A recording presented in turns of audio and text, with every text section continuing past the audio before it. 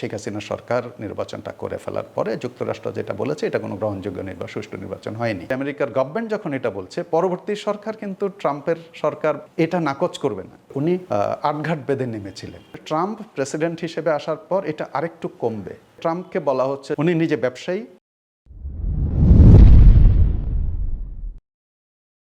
Trump প্রথম যখন ক্ষমতায় আসেন আপনার হিলারি ক্লিন্টনকে হারিয়ে, খুবই বিখ্যাত মার্কিন রাজনীতিক, তখন হিলারি আশা করেছিলেন যে উনি জিতে যাবেন, কিন্তু পপুলার ভোট বা বেশি ভোট হিলারি পেয়েছিলেন, কিন্তু সেখানে প্রতিনিধিত্বমূলক বা আপনার যে ভোট ব্লক, যারা রিপ্রেজেন্টেটিভ ভোট, সেইটা আপনার হিলারি ডেমোক্রেটরা কম পেয়েছিলেন ট্রাম্পের তুলনায়। তো তখন আপনার ট্রাম্প প্রথমবার এলেন, এটাও অপ্রত্যাশিত ছিল। তো কনটেক্সট হচ্ছে যে ট্রাম্প যখন জো বাইডেনের সঙ্গে হেরে গেলেন, আপনার সেটা কিছুটা প্রত্যাশিত ছিল যে বাইডেন সম্ভবত খুবই পোড় খাওয়া রাজনীতিক, তিনি ডেমোক্র্যাটদেরকে আপনার প্রেসিডেন্সিতে ফিরিয়ে আনবেন। এবারের নির্বাচনে আসলে আপনার ডেমোক্র্যাটদের পরাজয়টা কিছুটা আগেই আঁচ করা যাচ্ছিল যে ট্রাম্প জিতবেন, এইটা বোঝাই যাচ্ছিল, কিন্তু তিনি কতটা শক্তভাবে জিতবেন সেটা বোঝা যাচ্ছিল না। প্রেসিডেন্ট হিসেবে উনি জিতবেন, কিন্তু ট্রাম্প যে ফিরলেন এটা একটা বিপুলভাবে ফেরা। তাকে যেভাবে হোয়াইট হাউস ছাড়তে হয়েছে, উনি মনে করেন যে এটা একটা তার জন্য অসম্মানজনক অবস্থা। তার বিরুদ্ধে বিক্ষোভ হয়েছে, তার সমর্থকদেরকে তাড়িয়ে দেওয়া হয়েছে, আপনার তার সমর্থকরা আপনার সেখানে হামলা করেছে, আপনার সেখানকার যে পার্লামেন্ট, যে একটা ক্যাওটিক অবস্থার মধ্যে তাকে ছাড়তে হয়েছে। কিন্তু এবার যে ফিরবেন এটা অনেকটা বোঝা যাচ্ছে, উনি আটঘাট বেঁধে নেমেছিলেন যে ওনাকে ফিরতে হবে। এটা হলো একটা। দুই হলো ডেমোক্র্যাটদের নিজস্ব অব্যবস্থাপনা, নির্বাচনী অব্যবস্থাপনা বলি, এবং কিছুটা বলবো দূরদর্শিতার অভাব, যে প্রার্থী মনোনয়নের ক্ষেত্রে বিশেষ করে প্রথমে জো বাইডেন এলেন, দেন জো বাইডেন সরে গেলেন। জো বাইডেনের সরে যাওয়াটাও যে একটা প্রসেসের মধ্যে হলো তা না, চাপের মুখে তাকে সরে যেতে হলো। এটা হলো। তারপর কমলা হ্যারিস আসলে কোনো প্রার্থী শক্তভাবে লড়তেই পারেননি, তিনি নিজে হেরেছেন, এবং কংগ্রেস এবং সিনেট দু জায়গাতেই আপনার ডেমোক্রেটরা হেরে গেছে। এখন Presidency, senate, Congress, house of representative, যেটা তিন জায়গাতেই কিন্তু যে হাউস অফ রিপ্রেজেন্টেটিভ, যেটা তিন জায়গাতেই কিন্তু রিপাবলিকানরা একচেটিয়া। কাজে প্রেসিডেন্ট হিসেবে ট্রাম্প যা চাইবেন অনেকটা বিনা বাধায় সেগুলো তিনি করতে পারবেন।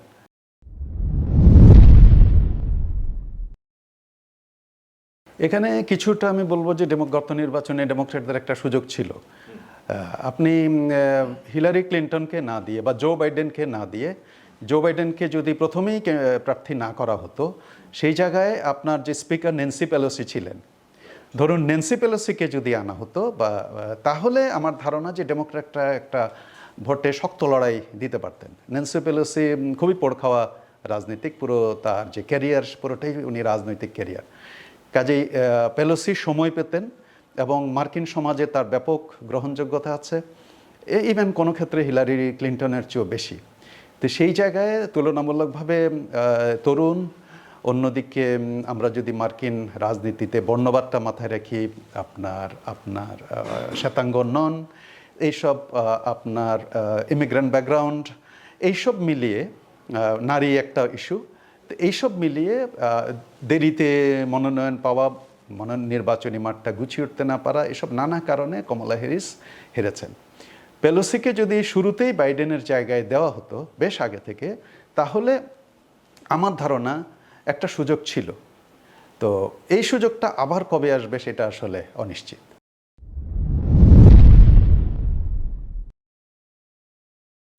এখানে তিন চারটা বিষয়। একটা হলো যে আপনার যুক্তরাষ্ট্র বৈশ্বিক প্রেক্ষাপটে তার যে সবচেয়ে বড় অর্থনীতি যুক্তরাষ্ট্র, তারপরে আপনার আন্তর্জাতিক রাজনীতিতে এবং আন্তর্জাতিক সংস্থাগুলোতে যুক্তরাষ্ট্র খুবই আপনার শক্ত অবস্থান আছে, তার বিপুল প্রভাব আছে। এ কারণে যুক্তরাষ্ট্রের কে এলো সরকারে, এবং সে যেই সরকারে থাকুক তার সঙ্গে অন্য দেশগুলোর সম্পর্ক কেমন, সেটার কিছুটা গুরুত্ব আছে। তো বাংলাদেশের রাজনীতির একটা দুর্ভাগ্যজনক বিষয় হলো বাংলাদেশের রাজনীতিকরা, অধিকাংশ রাজনীতিক এবং প্রায় সব রাজনৈতিক দল আপনার নিজের দেশের জনগণের আস্থা অর্জনের চেষ্টার চেয়ে বা জনগণের ওপর আস্থা রাখার চেয়ে জনগণকে নিজেদের মতাদর্শ বলি, কর্মসূচি বলি, সেগুলোর মাধ্যমে জনগণের আস্থা পাওয়ার চেষ্টার চেয়ে আপনার আপনার কি বলবো, জাস্ট কথা সর্বস্ব রাজনীতি আর হলো বিদেশিদের উপর নির্ভরশীলতা। আপনি আপনি এক্ষেত্রে যুক্তরাষ্ট্র একটা বড় বিষয়। নিজেদের দুর্বলতার কারণেই অন্য দেশের, বিশেষ করে যুক্তরাষ্ট্রের বা অন্য দেশগুলোর দিকে তাকাতে হয় আমাদের রাজনীতিকদের। এটা হলো একটা। দ্বিতীয় যে বিষয়টা আপনি আনতে চাইলেন যে ডেমোক্রেটরা বা রিপাবলিকানরা এলে এখানে গুণগত কোনো পার্থক্য হয় কিনা। আসলে কিছুটা হলো দলগুলোর যে মূলনীতি, ডেমোক্র্যাট এবং রিপাবলিকানদের যে মূলনীতি রাষ্ট্র পরিচালনার ক্ষেত্রে বা বৈদেশিক সম্পর্কের ক্ষেত্রে, এটার সামান্য কিছু পার্থক্য আছে, কিন্তু এই পার্থক্য অন্য একটা দেশের সঙ্গে আমেরিকার মূল যে সম্পর্ক সেখানে খুব বড় মাপের প্রভাব ফেলে না। এখানে যেমন ধরুন আপনার যে ডেমোক্র্যাটরা, আপনার ধরুন তারা গণতন্ত্র, আপনার মানবাধিকার, বিচার বিভাগের স্বাধীনতা, গণমাধ্যমের স্বাধীনতা, এই বিষয়, এই মূল্যবোধগুলোর উপর খুব গুরুত্ব দেয়। এক্ষেত্রে রিপাবলিকানরা কিছুটা কম। আমার ধারণা যে ট্রাম্প প্রেসিডেন্ট হিসেবে আসার পর এটা আরেকটু কমবে। এটা এ কারণে কমবে, ট্রাম্পকে বলা হচ্ছে যে উনি একটা ট্রানজ্যাকশনাল প্রেসিডেন্ট, উনি নিজে ব্যবসায়ী। আপনি যদি অন্যদেরকে নেন যারা পলিটিক্যাল ব্যাকগ্রাউন্ডের প্রেসিডেন্ট, আপনি ধরুন জো বাইডেন, আপাদমস্তক একজন রাজনীতিক। আপনার ওবামা, ক্লিন্টন, কমলা হ্যারিস, এরা সবাই কিন্তু মূলত রাজনীতিক। কিন্তু আমেরিকার রাজনীতিতে মাঝে মধ্যে আপনার এরকম আসে যে একজন ব্যবসায়ী, আপনার বড় ব্যবসায়ী আপনার এলেন।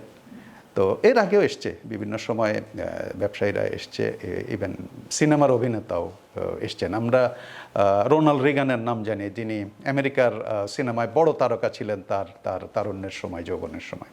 তো এটা হয় যে দল কাকে মনোনয়নটা দিল এবং তিনি কিভাবে করছেন। 5ই আগস্টের যে প্রসঙ্গটা আপনি টানলেন, সেখানে হচ্ছে আসলে তার আগে যে 2024-এর শুরুতে যে বাংলাদেশের নির্বাচনটা হয়ে গিয়েছিল, সেই নির্বাচনের তখন যুক্তরাষ্ট্রের সঙ্গে একটা বড় মাপের টানাপোড়েন হয়েছে।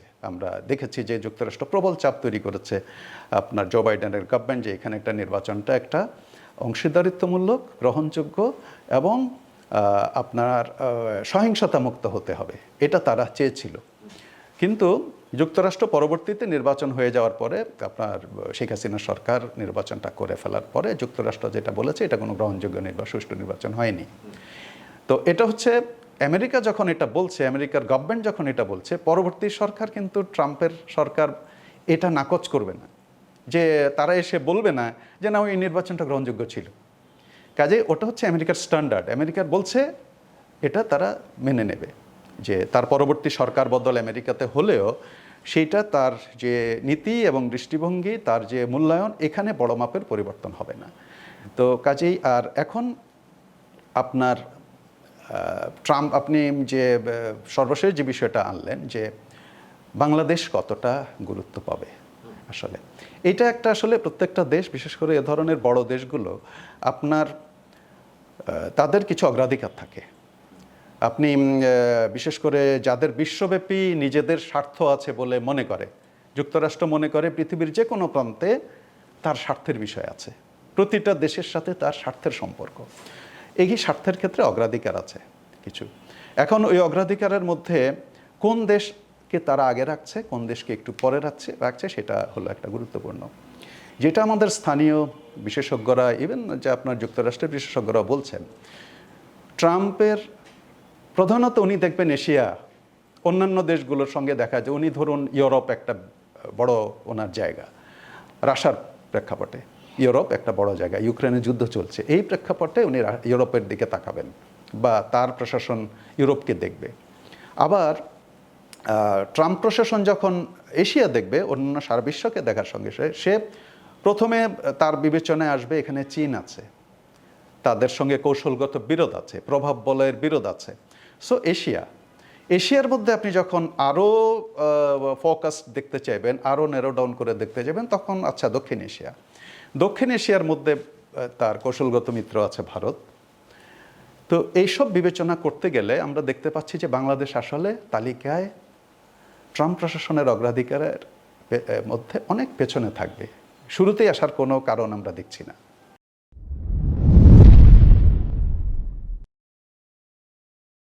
এটার মাথায় উনি আমেরিকার যে অর্থনীতি সেটাকে বিবেচনায় রেখেছেন আমার যেটা মনে হচ্ছে। এটা ট্রাম্প একদিন আগেই দাবি করেছেন, যেদিন যুদ্ধবিরতিটা হলো সেদিনই ট্রাম্প বলেছেন যে আমাদের প্রভাব ছাড়া, মানে ট্রাম্প প্রশাসনের প্রভাব ছাড়া এই যুদ্ধবিরতি হয়নি। তো এটা আসলে অন্তত 3 সপ্তাহ আগে থেকে আপনার যে ক্ষমতা হস্তান্তরের প্রক্রিয়া যুক্তরাষ্ট্রে যখন শুরু হয়, আপনার অন্তত 3 সপ্তাহ আগে থেকে আগামী যে প্রশাসনটা আসবেন তাদের একটা ছোট টিম যুক্তরাষ্ট্রের প্রতিটা বিভাগে কাজ করা শুরু করে, যে পরবর্তী জায়গাগুলোতে কাদেরকে কোথায় গুরুত্বপূর্ণ জায়গায় বসানো হবে, নিজ দলের থেকে কাদেরকে নমিনেশন উপরের দিকে তারা নিয়োগ দেবেন, নিচের থেকে কাদেরকে তুলবেন, আমেরিকার বড় স্বার্থ কোথায় কি আছে। যেখানে আপনি শুরু করেছিলেন এই প্রশ্নটা, সেটা হলো যে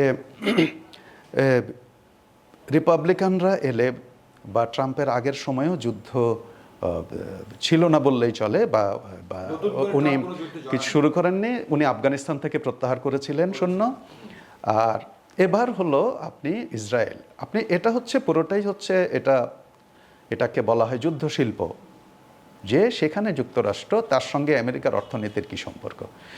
আমেরিকা বিশ্বের সবচেয়ে বড় যুদ্ধশিল্প, যুদ্ধাস্ত্র তৈরির দেশ, কৌশলগত প্রায় সকল ধরনের অস্ত্র তারা তৈরি করে। এটা হলো একটা দিক। 2 হলো তারা অন্য দেশে যখন সে সেনা নিয়োগ দেয়, যেমন আফগানিস্তানে ছিল, আবার অন্য দেশকে যখন যুদ্ধে বা অস্ত্র দিয়ে সহায়তা করে, সেটার সঙ্গে তার শিল্পের যেমন সম্পর্ক আছে, শিল্পের আয়ের একটা সম্পর্ক আছে, আবার মার্কিন অর্থনীতির ক্ষতিরও সম্পর্ক আছে। ইসরায়েলের ক্ষেত্রে যে জায়গাটা আপনি ছিলেন, সেখানে হলো ইসরায়েলকে গত কয়েক বছরে বাইডেনের সরকার আপনার শত শত কোটি ডলার মূল্যের প্রচুর অস্ত্র দিতে হয়েছে। আপনি ধরুন যে এই যুদ্ধটা এত দীর্ঘ হতো না যদি আমেরিকা অস্ত্র বন্ধ করে দিত। এটা সম্ভব ছিল না। আমেরিকা দিয়েছে, এবং আমেরিকার সঙ্গে আপনার ব্রিটেন দেয়, আরও কিছু দেশ তাকে দেয়, ফ্রান্স দেয়, জার্মানি কিছু দেয়।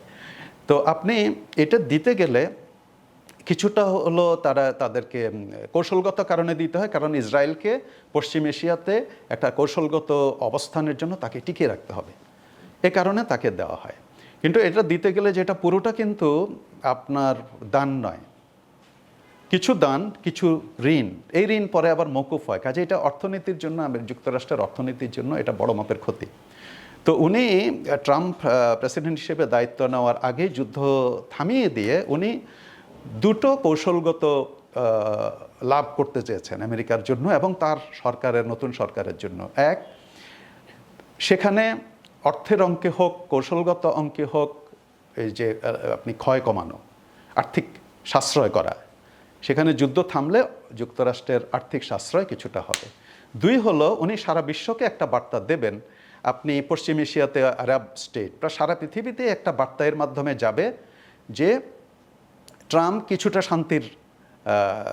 শান্তির অন্তত বার্তা না হলেও শান্তির সুযোগ করে দিচ্ছেন, বা উনি যে সিদ্ধান্তটা নিচ্ছেন এটা অর্থনৈতিক স্বার্থে করে নিলেও এটার কিছুটা সুফল বা স্বস্তি অন্যরা পাবে, অন্তত গাজার লোকরা তো পাবে। যুদ্ধটা সাময়িকভাবে বিরতি হলেও গাজায় একটা সাময়িক স্বস্তি এলো, এটাতে কিছুটা স্বস্তি বিশ্বের অন্য অঞ্চলেও ছড়িয়ে পড়বে। ওকে, উনি যুদ্ধ না করলে, অস্ত্র বিক্রি যদি কমানো হয়, তাহলে কিছু স্বস্তি হয়তো অন্যান্য জায়গায় আসতে পারে। এটা এরকম একটা সাময়িক স্বস্তি হয়তো।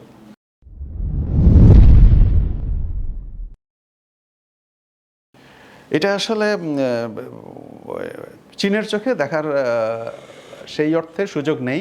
হ্যাঁ, চীনকে বিবেচনায় রেখে চীনের সঙ্গে যুক্তরাষ্ট্রের যে স্বার্থের সম্পর্ক, আমি আগে বলেছি, সারা পৃথিবীর সঙ্গে যুক্তরাষ্ট্র আসলে যে কোনো দেশই নিজের স্বার্থের সম্পর্কের দিক থেকে অন্যকে দেখে থাকে, সেটা যুক্তরাষ্ট্রের বেলায় ঠিক।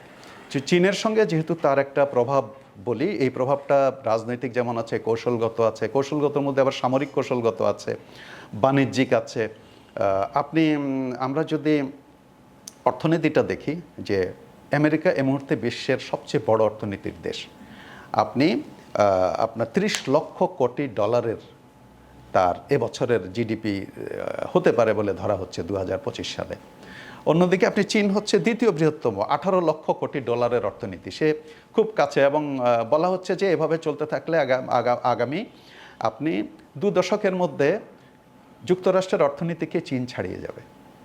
তো এই যে আপনার তার যে প্রতিযোগিতা, সর্বমুখী প্রতিযোগিতা, এভাবে সে চীনকে দেখে, এটা হলো একটা। কাজেই চীনের সঙ্গে বাংলাদেশের সম্পর্ক কি, এটা নিশ্চিতভাবে যুক্তরাষ্ট্রের বিবেচনায় থাকবে। বা বাংলাদেশের অন্তর্বর্তী সরকার বলি বা পরবর্তী সরকার, যারা নির্বাচিত সরকার আসতে যাচ্ছে হয়তো, তারা কি সম্পর্ক চীনের সঙ্গে রাখে, কতটা গভীর, কতটা ব্যাপক, কৌশলগত কি পদক্ষেপ নিচ্ছে, এই বিষয়গুলো যুক্তরাষ্ট্র নজর রাখবে। আসি হলো ভারত প্রসঙ্গে। আপনি আগে বলেছি যে যুক্তরাষ্ট্র আসলে নিজের স্বার্থে দেখবে। এখানে ভারত কতটুকু সম্পৃক্ত হতে পারে বা আমরা ভারতকে কতটুকু বিবেচনায় নিতে পারি, এখানে হচ্ছে ভারতের অবস্থানটা যুক্তরাষ্ট্রের বৈশ্বিক যে রাজনৈতিক স্বার্থ বা কৌশলগত স্বার্থ, সেটার আলোকে। বহুল আলোচিত যে বিষয় আছে যে ইন্দো প্যাসিফিক, যেটা বলা হয় যে ভারত ও আপনার প্রশান্ত মহাসাগরীয় অঞ্চল নিয়ে যুক্তরাষ্ট্রের যে স্বার্থ, সেটা মূলত হচ্ছে চীনকে থামাও, চীন ঠেকাও। এই কৌশলের অংশ হিসেবে ভারত মহাসাগরে, বিশেষ করে আপনার বঙ্গোপসাগর এই অঞ্চলটাতে, দক্ষিণ এশিয়ার এই অঞ্চলটাতে ভারতের গুরুত্ব যুক্তরাষ্ট্রের কাছে আছে। কিন্তু যুক্তরাষ্ট্রের সঙ্গে আপনি ভারতের সম্পর্কটা কি, সেটাও আমরা একটু দেখি। বাংলাদেশের সঙ্গে সম্পর্কটা কীভাবে তারা দেখবে সেটার আগে, যুক্তরাষ্ট্রের সঙ্গে সম্পর্কটা ভারতের পৃথিবীর অন্য অনেক দেশের তুলনায় বেশ গভীর সম্পর্ক। কিন্তু সেটাও যে যুক্তরাষ্ট্র ভারতকে সবসময় ছাড় দিয়েছে এমন নয়। এটা কৌশলগত সম্পর্ক চীনের সঙ্গে ভারতের বৈরিতার বিবেচনায়, যুক্তরাষ্ট্রের প্রভাবের বিবেচনায়। ভারত এই মুহূর্তে বিশ্বের 5ম বৃহৎ অর্থনৈতিক শক্তি। ভারত এই মুহূর্তে বিশ্বের বেশ বড় একটা সামরিক শক্তি। তো এই যে বড় একটা সামর্থ্যের দেশ ভারত, চীনকে থামাতে হলে ভারতকে এই অঞ্চলে যুক্তরাষ্ট্রের লাগবে। এ কারণে ভারতের গুরুত্ব তার কাছে। এখন আবার আমরা যদি রাশিয়া ইউক্রেন যুদ্ধটাকে এখানে ধরি, রাশিয়ার সঙ্গে ভারতের সম্পর্ক কিন্তু বেশ গভীর, অনেক পুরনো সম্পর্ক। আপনার ধরুন কমপক্ষে 60 বছরের সম্পর্ক, গভীর সম্পর্ক।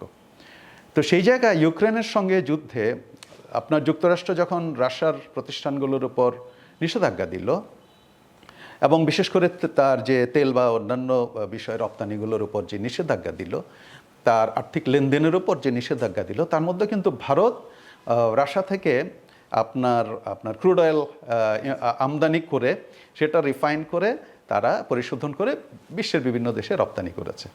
এটা ইউরোপের রপ্তানির ক্ষেত্রে ভারত এই মুহূর্তে শীর্ষে, যে রাশিয়ান ক্রুড অয়েল আপনার পরিশোধন করে রপ্তানি করছে।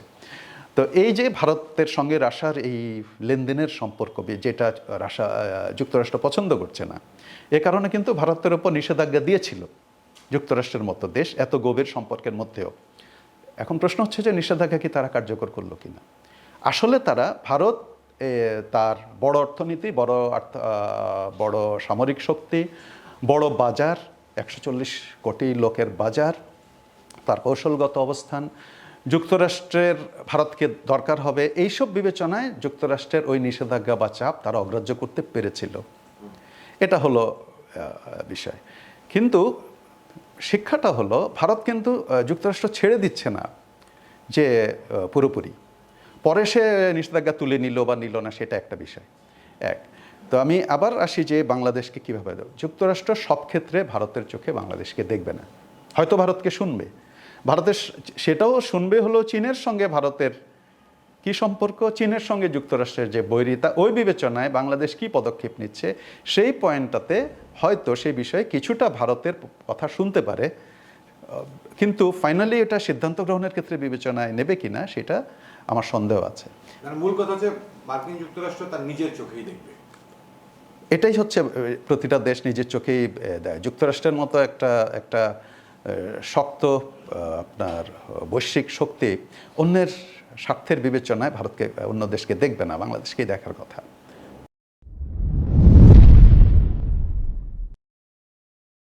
আমার মনে হয় কিছু পরিবর্তন আসবে। পরিবর্তন আসবে এ কারণে বলছি, এটা অন্তর্বর্তী সরকারের আপনার প্রধান উপদেষ্টা ইউনূস এর মধ্যে একটা নির্বাচনের সময়সীমা বলে দিয়েছেন, এবং তিনি বলেছেন যে এই সময়ের মধ্যে তিনি নির্বাচন করবেন। সেটা যদি খুব বেশি দেরি হয়, সেটা হচ্ছে 2026 সালের জুন, এর মধ্যেই নির্বাচনটা হয়ে যাবে। এবং স্থানীয় যে রাজনৈতিক বড় দলগুলো তারা চাপ দিচ্ছে, ধরুন বিএনপি চাপ দিচ্ছে যে এই বছরই নির্বাচন করা যায় কিনা, সম্ভব হলে অগাস্টের মধ্যে নির্বাচন, 5ই আগস্ট নির্বাচন করার একটা প্রস্তাব তারা অনানুষ্ঠানিকভাবে দিয়েছেন। কাজে নির্বাচনের আওয়াজ কিন্তু শুরু হয়ে গেছে, আসলে কিছুটা সংস্কার করে হবে হয়তো। এখন প্রশ্ন হচ্ছে, এই যে স্বল্পকালীন সরকারের সঙ্গে আসলে কোনো দেশই খুব গভীর সম্পর্কে যায় না।